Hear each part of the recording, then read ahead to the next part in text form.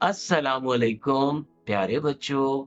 आज हम अलामत फ़ाइल और अलामत मफ़ूल के बारे में मालूमात हासिल करेंगे। अब पहले हम ये करते हैं कि हम फ़ाइल का इयादा कर लेते हैं।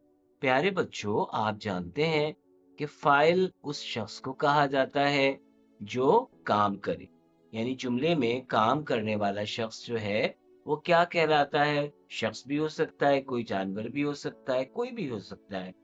तो कोई काम करने वाला जो भी है वो फ़ाइल है। अब फ़ाइल को तो हम पहचान गए। अब अलामत फ़ाइल क्या है? अलामत कुछ हुरूफ को कहा जाता है जो जुमले में जो है रवानी पैदा करते हैं।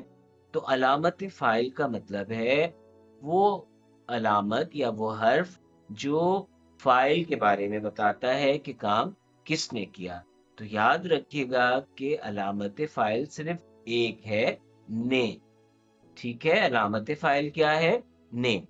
इसी तरह प्यारे बच्चों, आप जानते हैं कि मफ़ऊल जिसे हम ऑब्जेक्ट कहते हैं, यानी वो चीज जिस पर काम किया जाए, यानी जिस पर काम किया जाए। फाइल काम करने वाला और मफ़ऊल जिस पर काम किया जाए।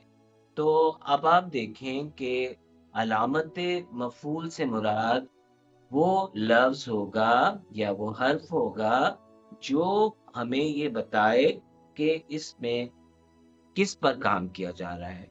अलामत मफ़ूल वो हर्फ है जो हमें ये बताता है कि काम किसके ज़रिए तकमील पाया है, किस पर किया गया है। तो अलामत मफ़ूल भी आप ज़हन में रखिए, जैसे अलामत फ़ाइल आपको मालूम है कि सिर्फ़ एक लफ्ज़ है ने, और अलामत मफ़ूल भी सिर्फ़ एक ही हर्फ है जो है को। ठीक है? तो आप ज़हन में रखिए कि अलामत फ़ाइल ने है और अलामत मफ़ूल को है।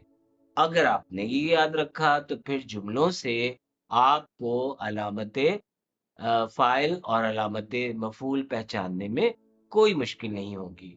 आइए अब जुमलों से हम अलामत फ़ाइल और अलामत मफ़ूल को पहचान कर ख़त कशीद करते हैं, यानी उनके नीचे लकीर लगाते हैं। अब आप देखें कि पहला जुमला है, अली ने बिल्ली को दूध पिलाया। अब आप देखें, पूरा जुमला पढ़ें और बताएं कि कौन सा लफ्ज या हर्फ जो है वो अलामत फाइल है। जी बिल्कुल, बहुत आसान है। ने हमें पता है कि सिर्फ एक ही हर्फ है जो कि अलामत फाइल है, तो हम यहाँ ने के नीचे खत लगा देंगे, और अगर चाहें तो यहाँ फाइल भी लिख दें ताकि अलग हो जाए कि अलामत फाइल ये है और अलामत मफूल कौन सा लफ्ज है। अब है, अली ने बिल्ली को दूध पिलाया। तो मफूल क्या हो गई अलामत? जी बिल्कुल, को। को जो है ये अलामत मफऊल हो गई।